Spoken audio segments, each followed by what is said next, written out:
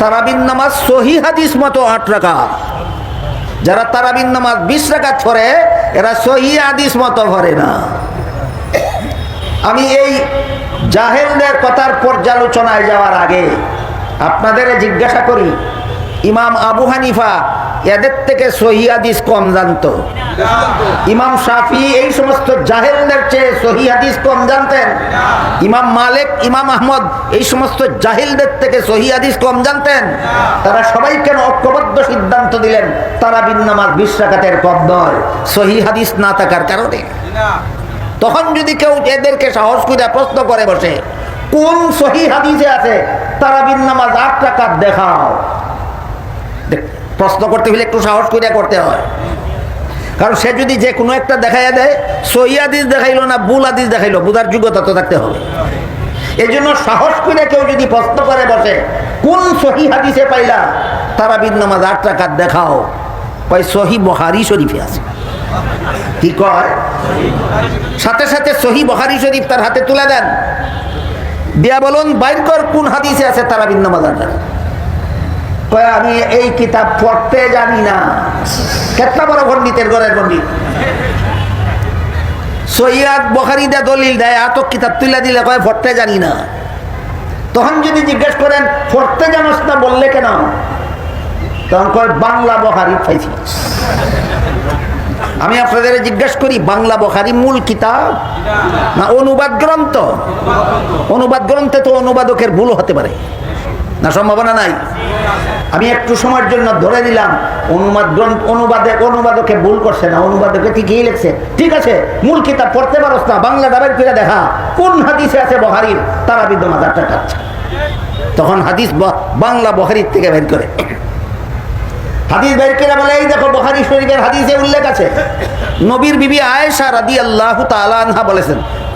ওই গুগল মাস্টারের ছাত্ররা বুখারী বুঝাইতেছে, এই দেখো বুখারী শরীফের হাদিসে আছে, নবীর বিবি আয়েশা রাদিয়াল্লাহু আনহা বলেন, এশার নামাজের পর থেকে ফজরের নামাজের পূর্ব পর্যন্ত আল্লাহর রাসূল গভীর রাতে যে নামাজগুলি পড়তেন, এই নামাজগুলিকে হাদিসের ভাষায় সলাতুল লাইল বলা হয়। বাংলা অর্থ রাতের নামাজ। হাদিসের ভাষায় শেষ রাত্রে রসুলের পড়া নামাজগুলির নাম রাতের নামাজ। বুখারী শরীফের হাদিসটা হলো আল্লাহর রসুল বিতির সহ রাতের নামাজ 11 রাকাত পড়তেন। এই হইল বুখারী শরীফের হাদিসটা।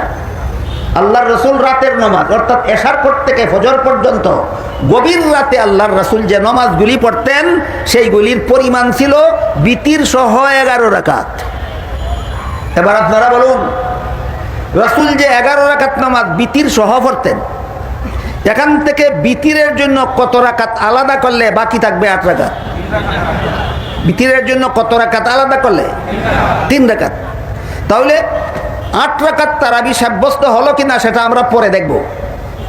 আগেই কিন্তু সাব্যস্ত হয়ে গেল বিতিরের নামাজ 3 রাকাত। তোরা রাখো বিতির 1 রাকাত। যারা বলে তারাবি 8 রাকাত, এরা বলে বিতির 1 রাকাত। এটাকে বলে খেচু করতে গিয়ে সাপ বের হয়ে গেল, জির করতে গিয়ে হাফ বাইরে গেল। সাব্যস্ত করতে ছিল তারাবির নামাজ 8 রাকাত, এটা সাব্যস্ত হওয়ার আগেই বিতিরের নামাজ যে 1 রাকাত নয়, বিতিরের নামাজ যে 3 রাকাত, যে সহিহ বুখারী শরীফের হাদিসের দ্বারা সাব্যস্ত হয়ে গেল। সুতরাং যারা বিতির 1 রাকাত পড়ে এরা সহিহ বুখারী শরীফের হাদিসের বিরুদ্ধাচরণ করে। প্রথম দফা সাব্যস্ত হইল তোরা সহিহ হাদিস মানস না, তোরা সহিহ হাদিস বিরোধী। এবার আসুন বাকি 8 রাকাতের অবস্থা। বুখারী শরীফের যে হাদিসে আছে রাসূল বিতির সহ 11 রাকাত পড়তেন। এই 11 রাকাত থেকে বিতিরের জন্য 3 রাকাত আলাদা করলে তাকে কত রাকাত? 8 রাকাত। যেই এই কথাটা বুখারীর যেই হাদিসে আছে, এই হাদিসে সুস্পষ্টভাবে উল্লেখ আছে এই নামাজগুলি রাসূল 12 মাস পড়তেন। এশার পর থেকে ফজরের পূর্ব পর্যন্ত রাতের নামাজগুলি রাসূল 8 রাকাত পড়তেন 12 মাস। এটা বুখারী শরীফের হাদিস। কোন মাস? আপনারাই বলেন যে 8 রাকাত নামাজ রাসূল 12 মাস পড়তেন, এটার নাম তারাবি না তোর মাতা না তোর বাপের মাথা? ঠিক কর, বুঝেন সুঝেন কিছু? বলুন বুঝে থাকলে বুখারী শরীফের যে হাদিসের দ্বারা সাব্যস্ত হইল রাসূল 8 রাকাত পড়তেন, এই হাদিসে উল্লেখ আছে এই 8 রাকাত নামাজ 12 মাসই পড়তেন। তাহলে যে 8 রাকাত নামাজ রাসূল 12 মাসেই পড়তেন, এই 8 রাকাতের নাম তারাবি নয়, তাহাজ্জুদ। তাইলে কিসের হাদিস দিয়া কিসের দলিল দিল? তাহাজ্জুদের হাদিস দিয়া তারাবির দলিল দিল। নবীর হাদিস নিয়া এত বড় জঘন্যতম বাটপারি এই লামাযহাবিরা ছাড়া আর কেউ করার সাহস করতে পারে না।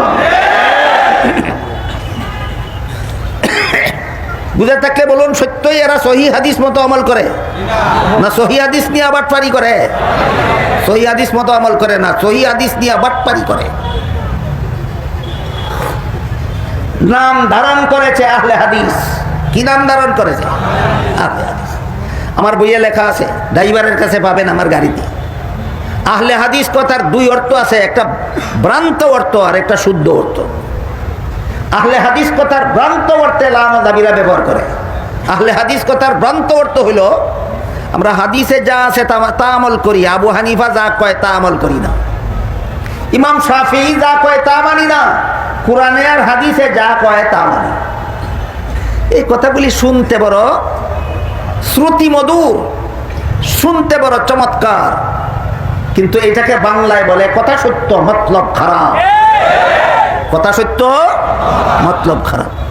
কোরআন হাদিসে যা আছে তা মানো, আবু হানিফা যা কয় তা মানো না, শাফি যা কয় তা মানো না। তাহলে শোনো, কোরআনের একটা কথা শোনাই, হাদিসের একটা কথা শোনাই, এর ফলে দেখবো আবু হানিফা কি কয় আর শাফি কি কয় আর তোরা কি মানস।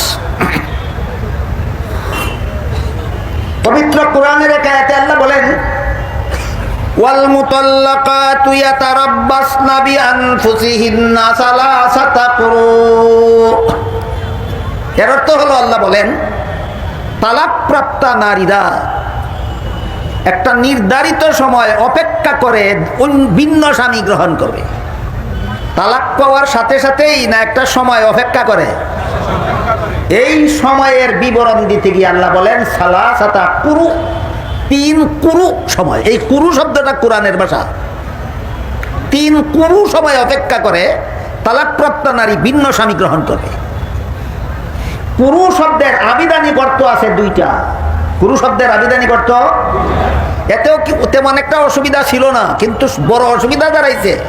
কুরু শব্দের যে 2টা অর্থ আছে, এই 2টা অর্থ পরস্পর বিরোধী। একটা মানলে আরেকটা মানার উপায় নাই, আরেকটা মানলে আরেকটা মানার উপায় নাই। কুরু শব্দের এক অর্থ হলো মহিলাদের মাসিক ঋতুস্রাব বন্ধ হওয়ার পর যে পবিত্র সময়টা থাকে, এটাকেও কোরআনের ভাষায় কুরু বলা হয়। আবার পবিত্রতা অতিবাহিত হওয়ার পর মহিলাদের যে নাপাক অবস্থা শুরু হয়, এইটাকেও কোরআনের ভাষায় কুরু বলা হয়। কুরু শব্দের এক অর্থ পবিত্র অবস্থা, কুরু শব্দের আরেক অর্থ অপবিত্র অবস্থা। তাহলে মহিলা কি 3 পবিত্রতা পার কইরা ভিন্ন স্বামী গ্রহণ করবে, না 3 অপবিত্রতা পার কইরা ভিন্ন স্বামী গ্রহণ করবে?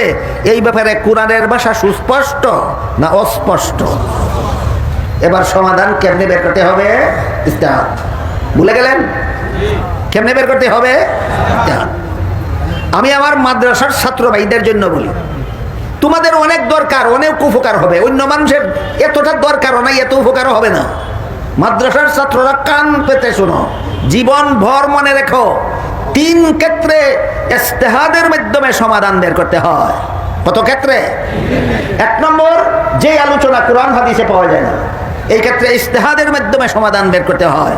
2 নম্বর, কোরআন হাদিসে আলোচনা পাওয়া যায় কিন্তু অস্পষ্ট, সেক্ষেত্রেও ইজতিহাদের মাধ্যমে সুস্পষ্ট সমাধান বের করতে হয়। 3 নম্বর, কোরআন হাদিসে সমাধান পাওয়া যায় সুস্পষ্টই কিন্তু পরস্পর বিরোধী, এক সমাধান এমনে আর এক সমাধান বিপরীতে, এমন ক্ষেত্রেও ইজতিহাদের মাধ্যমে সমাধান বের করতে হয়। আমাদের এখনের আলোচ্য আয়াত 3য় পর্যায়ে 3 কুরু পার করে তালাকপ্রাপ্ত মহিলা ভিন্ন স্বামী গ্রহণ করবে। কুরু শব্দের এক অর্থ পবিত্রতা, কুরু শব্দের আরেক অর্থ অপবিত্রতা। বলেন তো, সুস্পষ্ট সমাধান পেলাম কোরআনে না অস্পষ্ট রইল? এবার সমাধান বের করার উপায় ইজতিহাদ। ইমাম আবু হানিফাও ইজতিহাদ করে সমাধান বের করেছেন, ইমাম শাফিও ইজতিহাদ করে সমাধান বের করেছেন। ইমাম শাফিঈর সমাধান হলো, এখানে কুরু শব্দকে আমি পবিত্র অর্থে গণ্য করব। তালাকপ্রাপ্তা মহিলা 3টা পবিত্রতা অতিক্রান্ত হলেই সে ভিন্ন স্বামী গ্রহণ করবে। এটা কার মাযহাব? ইমাম শাফিঈ। ইমাম আবু হানিফা বলেন কুরু শব্দের অর্থ পবিত্রতাও আছে ঠিক, কিন্তু পবিত্রতার অর্থটা গণ্য করলে মহিলা ইদ্যত গ্রন্থে গিয়া জটিলতার সম্মুখীন হয়। অপবিত্রতার অর্থ গণ্য করলে কোনো জটিলতা নাই। যেহেতু আমার অপবিত্রতার অর্থ গণ্য করার সুযোগ আছে, আমি মহিলাটাকে জটিলতার মুখে ঠেলে দেব কেন? আমি জটিলতাবিহীন সমাধান দিলাম। 3 অপবিত্রতা পার করে মহিলা ভিন্ন স্বামী গ্রহণ করবে। আমার কথা বুঝে থাকলে বলুন, ইমাম আবু হানিফার মাযহাব কোরআন বিরোধী না শাফিঈর মাযহাব কোরআন বিরোধী না উভয়ের মাযহাব কোরআন ভিত্তিক? উভয়ের মাযহাব কোরআন ভিত্তিক। সুতরাং যে মাযহাব মানে না তার কোরআন মানার কোনো পথ নাই। তুমি যদি হানাফি মাযহাবও মানো না, শাফি মাযহাবও মানো না, তাইলে তোমার মা বোন স্বামীয়ে তালাক দিলে, তোমার বোনকে বগ্নিপতি তালাক দিলে 3 পবিত্রতা পার হলেও বিয়ে দিতে পারবে না, 3 অপবিত্রতা পার হলেও ভিন্ন স্বামীর কাছে বিয়ে দিতে পারবে না। কারণ 3 পবিত্রতা পার করে যদি বিয়া দাও তো শাফি মাযহাব মতো বিয়া দিলে, আর 3 অপবিত্রতা পার করে যদি বিয়া দাও তাহলে হানাফি মাযহাব মতো বিয়া দিলে। তুমি যেহেতু হানাফি মাযহাবও মানো না, শাফি মাযহাবও মানো না, তোর বোনকে তালাক দিলে জীবনে আর বিয়া দিতে পারতে না।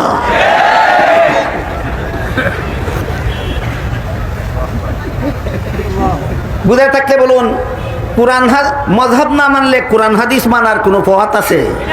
মাযহাব শব্দের অর্থই পথ। পথ কিসের পথ? যে ব্যাপারে কোরআন হাদিসে সুস্পষ্ট সমাধান নাই, ওই ব্যাপারে সমাধান বের করার শরীয়ত সম্মত পথ, এই পথকে পরিভাষাগতভাবে মাযহাব বলা হয়। এরা বলে সহিহ হাদিস মানি। সহিহ হাদিস কারে কয়? ইমাম বুখারীর মাযহাব মতো সহিহ হাদিস একরকম, ইমাম মুসলিমের মাযহাব মতো সহিহ হাদিস আরেক রকম। আমার কথা বুঝে থাকলে বলুন, সহিহ হাদিসের ডেফিনেশন বর্ণনা করতে গিয়ে ইমাম বুখারী আর ইমাম মুসলিম ঐক্যবদ্ধ না ভিন্ন ভিন্ন মত? ভিন্ন ভিন্ন মতের এক একটা মতের নাম মাযহাব। তুমি যে সহিহ হাদিস মানবে বুখারীর মাযহাব মতো না মুসলিমের মাযহাব মতো? যদি কোনো মাযহাব মানি না, একটা সহিহ হাদিস মানারও উপায় নাই তোমার।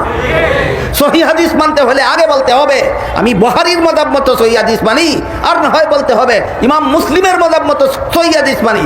যদি বলো হ্যাঁ বুখারীর মাযহাবও মানি না, মুসলিমের মাযহাবও মানি না, তোমার জন্য কিয়ামত পর্যন্ত কোনো সহিহ হাদিস মানার পথ নয়। সুতরাং যারা বলে আমরা আহলে হাদিস মানি, আমরা হাদিসে যা আছে তা মানি, কোরআনে যা আছে তা মানি, মাযহাব মানি না, এদের জন্য কোরআন মানারও কোনো পথ নাই, হাদিস মানারও কোনো পথ নয়।